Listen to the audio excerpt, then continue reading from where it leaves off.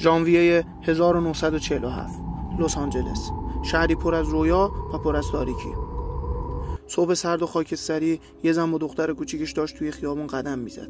یه چیزی روی چمن دید. فکر کرد یه مانکنه، اما وقتی نزدیکتر شد همه چیز تموم شد. بدن یه زن وسط دو نیم شده بود، بدون یه قطره خون.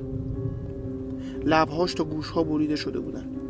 انگار کسی با وسواس یه لبخند مصنوعی رو روی صورتش حک کرده باشه. اسمش الیزابت شورت بود. 22 ساله با رویای بازیگر شدن. آخرین بار توی هتل بیلتمور دیده شده بود، اما بعد از اون هیچ کس دیگه ندیدش. روزنامه ها بهش گفتن بلک دالیا، پرونده‌ای که کل کشور رو شوکه کرد. بیش از 150 نفر بازجویی شدن، اما هیچ مدرکی پیدا نشد. سالها بعد اسم دکتر اومد وسط، جورج هادر.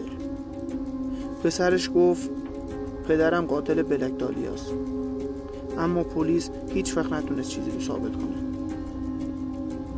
70 سال گذشته، اما هنوز هیچ کس نمیدونه اون شب چه اتفاقی افتاد. فقط یه چیز واضحه، بلک دالیا هنوزم از دل تاریکی لبخند میزنه.